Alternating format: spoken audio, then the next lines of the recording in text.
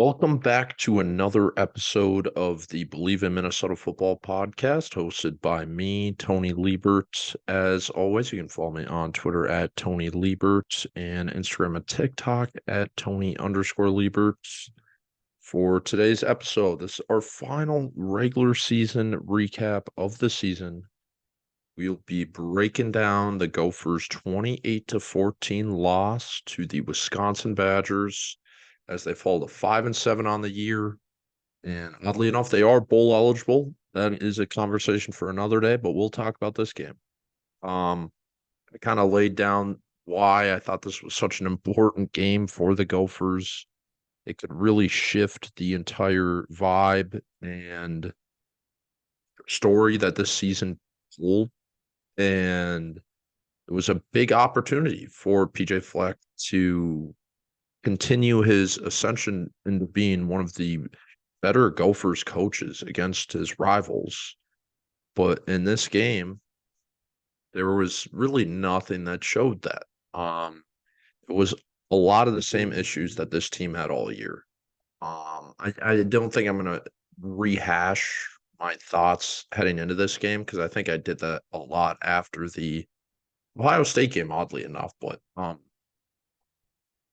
yeah, everyone knows that this was a disappointing year, and I think the Gophers simply they lost to better football teams and they beat worse football teams. They were better than Nebraska this year, but clearly the two very comparable teams both ended up going 5-7, and it was a game that came down to the wire. So those look like two 5-7 football teams playing week one. And then you beat Eastern Michigan in week two. You're a better football team than them, but it didn't look that pretty.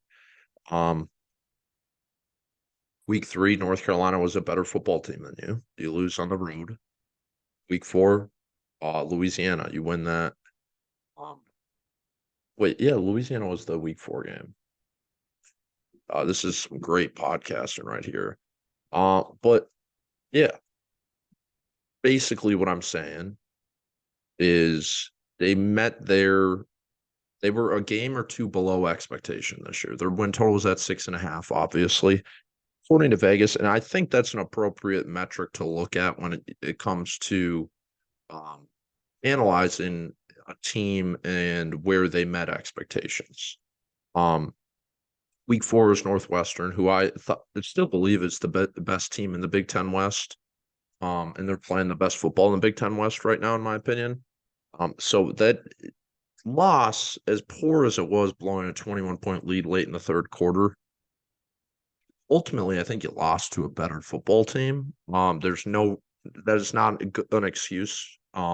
You should never blow a 21-point loss to a guy, especially who's coaching in his third career game with David Braun, who ultimately might be a pretty good head coach. But that's a weird game to look back at now in November. But Louisiana, you beat them by 11. You're probably 11 points better than them. I think they're bowling. Michigan, you got obliterated because you stink. Iowa was the only game you were an underdog heading into that game, and you win. And that's something PJ Fleck did a lot early in his career with the Gophers, but really hasn't been doing much lately. Michigan State, you're a better team. Illinois is probably a better team than you, even though I don't think they're going bowling. Yeah, they are at 5 wins as well. There's a lot of good teams at 5 wins. I think Illinois is a good team. They just had some unlucky injuries and stuff. But Purdue, so Purdue is a team Gophers probably beat more than 5 times out of 10. Iowa's a team they probably lose to more than 5 times out of 10. So there was one game you won as an underdog. One game you were an underdog against Purdue, but a game you should have won, essentially. You know what I mean? So in the Wisconsin game, we lost to a better team. Wisconsin just looked like a better team. And the most frustrating thing watching that game, I probably had a little too much fun before the game, but when I was there with two of my friends, I went to all the home games except for the Louisiana and Michigan one this year because I was on vacation for those. But that might have been the Illinois game was pretty frustrating too. So there's a lot of games that was just not fun to watch this year. But what I'm getting at is The game started, they score a touchdown. You're like, oh, okay, they came to play, which they did. It just, there was a lot of games this year that I felt like the players came to play, but the coaches did. Um, Scoring a touchdown, opening drive, that was great. Great from the quarterback, great from the offensive line, great drive, set the tone early. And then it's almost like the game plan, though, was just to hold on to that lead, not to build on it. And that was really kind of the entire antithesis of the season for the Gophers. They did that obviously against other teams they played. They did that against Northwestern. That was kind of where everything started unraveling. Got back on track with Louisiana. Michigan was always going to be a tough game, but you got obliterated, biggest loss in the history of the PJ Fleck era. And then you got back on track with the Iowa game. So just at that point of the season, you were sitting there 3-3. Yeah, 3-3. And you had everything in front of you. You had Michigan State at home, you had Illinois at home. You beat Michigan State. You had that Illinois game in the bag to go to 6-3, but you don't. And you lose there, get blown out by Purdue on the road, get blown out by Ohio State, and then you score in the first drive against Wisconsin. That's the first momentum they had since October. You're like, oh, okay, we showed up to play. Let's build on. This team still has the dudes, and I personally believe they did all season. They had the dudes to be a 7-8 win team, but the coaching just wasn't there. And I think that's kind of what showed in this game. Um, the offense really missed Darius Taylor. Once he went down, this offense just couldn't consistently move the ball. Against Illinois, they did a little bit. And Jordan Newman looked good in that game after breaking out against Michigan State. The Michigan State game was really nothing to write home about other than Jordan walk on safety carried your offense. But um, the Illinois game, they kept up. The first half was so good. Brevin Spanford getting involved. And then it's just, I'm talking about not the Wisconsin game, but this season just way too frustrating. And it's gotten my thoughts all jumbled. It's just, things just need to change. And in this game, it kind of fit the whole season.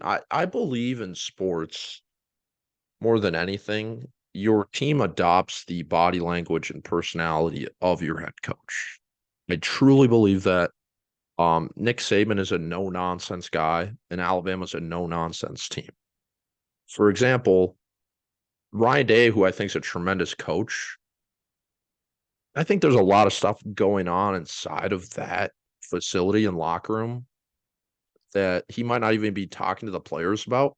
But there's a lot of nonsense going on, and Ohio State, I think, is turned into a nonsense powerhouse program. They still get all the 5 stars, so they're still going to compete at an elite level. But to break through to that elite of the elite, where Michigan, Georgia, and Alabama are right now, I think that's why Ohio State's struggled. And this year, I think PJ Fleck coached with a sense of stability and not a sense of urgency. He coached with a sense of we beat. I truly feel this watching from far that this team had so much urgency heading into the Iowa game. And that was such a big hurdle. It just that game was well coached, in my opinion, by PJ Fleck. Those games are always going to be gross against Iowa as long as Kirk Ferentz is there. And obviously the phantom pass interference call or fair catch call and everything. But I thought PJ Fleck coached well in that game. He did what he needed to do, and they made plays when they needed to.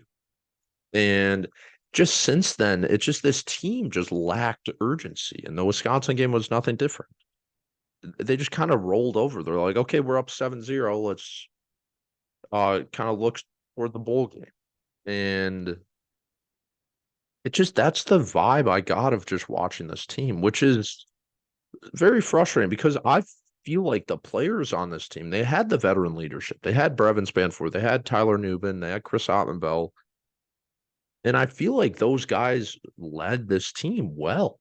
And it just I feel like there was too much on their shoulders. And the PJ Fleck that came to Dinkytown as the supreme motivator and guy who's going to get the most out of his players, I just didn't get that this year. And there's no reason why he can't change because he showed it before. 2 9-year win seasons in a row, 11 win season in 2019, had the COVID year in 2020. So again, I think it's a little bogus to judge some coaches on the COVID year and others not because you played the football games and everyone was dealt with the same circumstances. So, but for the last 4 years, he was a good coach. He led Minnesota to a position that all Gophers fans can appreciate, and playing at that level is something that all that's what Gophers fans want. They don't want to be worrying about a bowl game heading into the last week of the year, heading into the last regular season game of the year. If uh Hawaii doesn't make that kick, the Gophers aren't bowling. So the Gophers fans don't want that. They've had that for decades. And that's what PJ Fleck said isn't going to happen. So that's the frustrating thing from my part is don't be selling something that you can't back up. And at this point, what really was disappointing this year to me was the offensive line too. That's something that PJ Fleck preached a lot that he was going to get offensive linemen drafted. Minnesota hadn't had one in 20 years or whatever before he got there, and then he got Falele drafted. He got John Michael Schmitz and top 100 picks. Blaze Andrews on an NFL roster. Sam Schluter on an NFL roster. Uh, there was good offensive linemen on this team, and this year you had talent there. It's just none of these guys are going to play in the NFL. They might get on a roster, but they're not going to play for very long. I hate to say it. Nothing against them, but they're just not NFL players. And I think that really limited your offense. Like I said, in that Iowa game, the offense had an identity with Darius Taylor, and it just after he stopped playing, there was no identity. That's obviously a massive offseason storyline. I'm not going to say whether anything on that right now, but there'll be plenty of other podcasts to talk about that, I think. And it's just this team that was just missing the identity. They weren't a great running team. They wanted to be a run first team, and they weren't good at it. And they had all these the pass catching weapons that they were just not using. And yeah, it was just this game was just kind of like they got a touchdown early, just like in the season they got the win against Iowa, and then they just kind of were like, oh, okay, we'll go home now. And I think that really just comes back to coaching. It just wasn't a well coached season. And I hope PJ Fleck realizes that. That's all you can hope. I personally think you need to make changes within the coaching staff. We've already seen the tight ends coach, Andrew Soder, accept another position in a kind of unique coaching role, not at a different school, but so it'll be the third year they're looking for a new tight ends coach. It was Clay Patterson in 2021. Greg Harbaugh Jr., the now offense coordinator, was the tight ends coach in 2022, and Soder in 2023. So they're going to be looking for a new tight ends coach for 2024. But that's kind of all we're at right now. There's one change within the coaching staff. I personally believe there needs to be more. I don't need to call for anyone's jobs, but got to change something up. It's not my job to figure out what you need to change, but I think anyone watching that can tell that whatever your offensive strategy heading into this year clearly didn't work. Sean Tyler was a miss in the transfer portal. Darius Taylor was a big hit in the high school recruiting ranks. Incredibly talented player. He goes down. You're kind of out of luck. Now you're looking towards a walk-on former safety. Then you're looking towards a redshirt freshman running back, Zach Evans, who has had injury issues of himself. So they're relying on those two guys. Evans goes down with an injury, and kind of with Newbin and Sean Tyler, who fumbles the ball every other time he touches it. So when your identity is you want to run the ball and your running backs are incredibly thin, you're lacking talent in that area when all your talent is at the receiver position. These are receivers that can play at a lot of power conference schools. Daniel Jackson could go play in the SEC tomorrow. He could go play on Michigan tomorrow. I truly believe that. I believe he is an NFL level talent. Elijah Spencer is a guy who had a lot of high major interest coming out of Charlotte. He was the CUSA Offensive Freshman of the Year.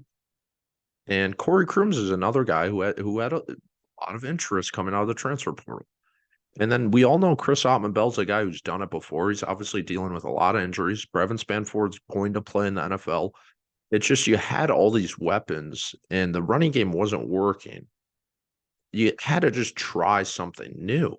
It's just the lack of creativity and adjustments throughout the season, especially the second half of the season, in the middle of this 4-game losing streak, were kind of all emphasized in this game versus Wisconsin. The defense was kind of at the same level it's been all year. Pretty mediocre, to say the least.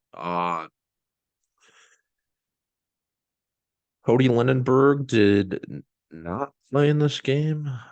He did play in this game. What am I talking about? Okay. I'm still recovering from the game myself, but he looked rusty. He had that one big game, and then he was out the next game, comes back this game, plays 67 snaps, has a PFF grade of 50.5, and he just didn't look like himself. It's hard for any player, any athlete in the country to go on and off playing. So when he's supposed to be your leader of your defense, him and Tyler Nubin, and they both didn't play well, it's just a tough thing to ask. Redshirt freshman Coleman Bryson played his most snaps of the season with 63. He looked pretty solid. What I found interesting in this game, did Trayvon Jones get injured? What is going on there? Might have missed something there. Again, this is some great podcasting. But yeah, yes, Trayvon Jones did get injured. And Tyler Bride, Georgia Southern cornerback, was jumped into a pretty big role because Tariq Watson was also hurt in this game. So you were down to that would be your fourth starting cornerback. He was a guy who in the offseason had a chance to compete for that number 2 cornerback role, clearly didn't get to that level, but he played and he played pretty well. He played 56 snaps, 66.9 PFF grade. And it just this defense had Tyler Nubin playing at an elite college football player level. And they just didn't have anyone else. The past few seasons, you get a guy like Jack Gibbons who's playing at a really solid level at the linebacker position. Mariana Sori-Marin goes kind of in and out, but ultimately playing at a very solid floor of what you're going to get out of him. And then you have guys like Terrell. There might just be one NFL player on this defense. And it's just not as talented as a team that I think people thought it was going to be. Ja Joyner is a talented player, but he's just been really inconsistent all year. Same with Danny Strigow. And the interior defensive line has been really inconsistent. Tyler Baugh, Devin Eastern. Devin Eastern's played well sparingly, but he kind of wasn't able to take that next step. Anthony Smith, as talented as he does look for a redshirt freshman, he looks like a redshirt freshman. He's kind of played kind of in that 15 to 30 snaps every game this year. He had one game with 41 snaps, one with 34. Other than that, it was kind of low was 10. So he had a couple solid games against North Carolina. He looked really good. He had 73.2 PFF grade. I remember that. But the last 2 games he struggled.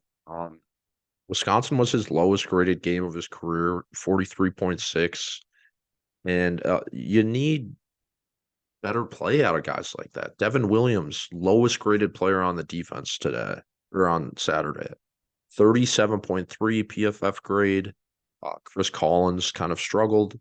True freshman Zaquan Bryan also played in this game. That kind of tells you how much they trusted Tyler Bride, but he's a guy obviously you want to look out for heading into next year. But um, it's just this game, like I said, it just there are guys that make plays every once in a while, but they were just never able to string together the consistency. And I don't know if that's a talent issue, if that's a talent development issue, if that's a transfer portal issue. PJ Fleck has mentioned NIL a couple times. NIL is not the issue with this team, in my opinion. Um, they had a relatively solid transfer portal class when you compare it to other Big Ten West teams. They filled their need. If you ask me in July or in the spring, if you asked me in May, I would have said they had a pretty solid offseason. You lost some big names like Flip Dixon, Trill Carter, guys who could play in the NFL. You lost those guys on this defense to the portal, but I thought they replaced them well. Trayvon Jones is a guy who showed the ability to play at a high level on this defense. I thought that was a big addition at the cornerback room. But again, he was just too inconsistent. He made plays week one, had a couple interceptions this year, but just you were just missing that something. And Tyler Baugh was a solid addition from the transfer portal. He developed well. He was really just under the radar guy that I certainly didn't have that big of expectations for. But he's essentially someone you want to be your second defensive tackle, I think. And it just at this point of the season, I was being optimistic early in the year, thinking that these portal ads were solid. Jack Henderson, I thought he could replace Flip Dixon, but they missed those guys all year. And I think that's really all it comes down to. Um, they missed Cody Lindenberg's health. They missed Flip Dixon at the safety position in the defensive secondary. And they missed Trill Carter. Those three guys specifically, I think, were ultimately the death of this defense. They I'm talking myself into saying that it was a talent issue. Um, I thought that the portal additions made sense, and obviously the coaching staff did too. Um, but you just need a little bit more. And the fact that you saw it out of the players sometimes, I think, is a little then lazy to say we need more NIL money to go get more players in the transfer portal. But why was Trayvon Jones able to play at a high level every once in a while? Was I? It's a mixture of schematics and talent. I think. I think it would be naive to blame it all on one thing. I think this team was just not very well prepared all year, but I do think it was a talent issue too. So, um, obviously in the offseason now we can kind of break down the positions, but you get some more quality playing time from a guy like Coleman Bryson, Maverick Baranowski, developed pretty well this year. And you can have solid expectations for him going into next year. A guy like Ryland Kelly played a good chunk. Aiden Gooseby, Anthony Smith, all these guys, they got experience, which matters. But um, if Tyler Newbin's gone, and Justin Wally could very well be too, hopefully to the NFL and not the thing that rhymes with the Ransford shortle. Um, but I just don't know who the stars on this defense are next year. Danny Strigow will likely come back. Cody Lindenberg will likely come back.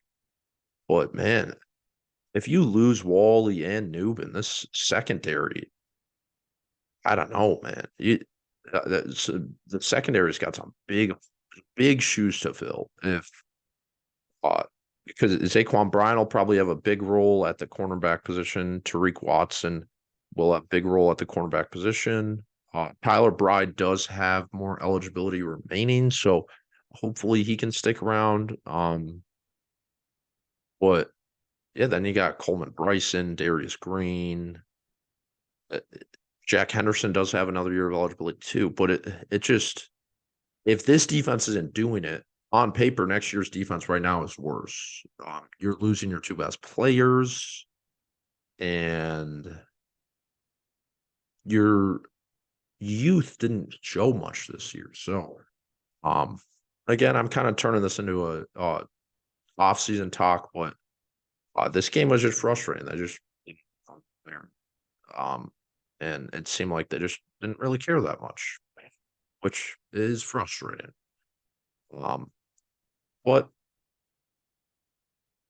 I think this next month is typically the most important month for a college football coach, especially when it comes to roster building, when it comes to future roster building with your um, high school classes, obviously, and the transfer portal. The Gophers need to retain guy. If Justin Wally wants to continue playing college football, that he should be number one guy right now that you have to keep on this team. Him and Darius Taylor.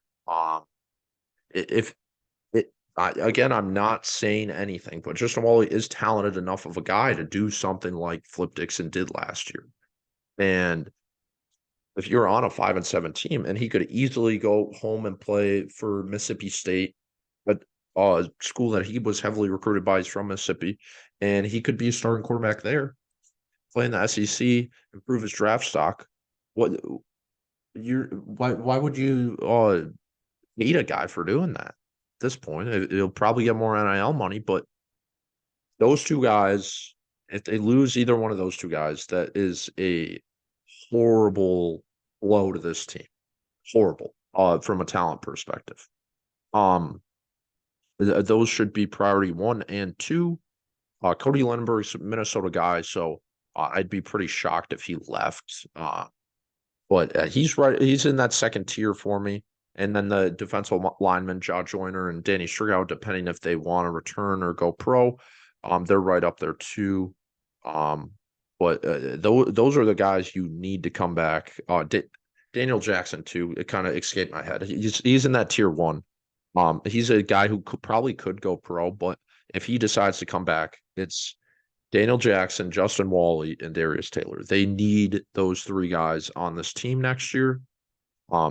But that's your Daniel Jackson and Justin Wally is kind of your veteran leadership next year. So you're losing those veterans that were on your good teams now. Like Daniel Jackson and Wally are the only 2 really. Quinn Carroll too, but he's a veteran offensive lineman, highly touted coming out of high school, has a year of eligibility left. Hopefully he can come back. He's a guy who would start on this team, deserves to start. But they need major upgrades on the offensive line. It's gonna be a long offseason. Talking about it right now. And I've kind of said, I think after a performance like that, the seat is a little warm in my opinion. And if you have an early season game like the Northwestern game, or if you flirt with a close matchup against Rhode Island or Nevada next year, the seat will warm up a little bit more in my opinion. So, big offseason for PJ Fleck. The way this team is built right now, Corey Parrish could come in and start day 1. I think that's what PJ Fleck should be telling him right now. This roster right now, he's just as good as Coleman Bryson, I think, right now. And I like Coleman Bryce. Coleman Bryce is a pretty good football player. He was the defensive MVP of the Pinstripe Bowl next year, but Corey Parrish might step in and be the best safety on this roster day 1 next season. So that's what PJ Fleck better be telling him right now. And you should let him play next year because those are the players you need on this team. Nathan Roy honestly played pretty early too. If Greg Johnson played this year, I'd be telling him that too. And by all means, Drake Lindsey.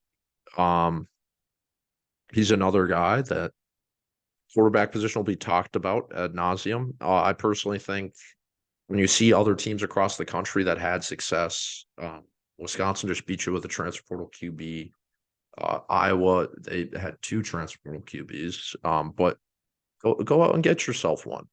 You don't need to go get frickin' Malik Murphy or Will Howard or Will Rogers. Go out and get a guy who started double-digit games in his career, 20+ games in his career, and tell him that you come in, you're a leader on this team, you do well this offseason, you'll be the starter. And you tell Ethan, we're going to bring this guy in because you were too inconsistent. You're going to have a battle with him. You just can't accept mediocrity, and that's what this team kind of did. So, and that's what they did in this game. So, it'll be a long offseason, frustrating game to watch. The bowl game will be absolutely thrilling when they play in Detroit against a MAC team. But as always, I appreciate you guys listening. Row the boat, Sky Umont, and go Gophers.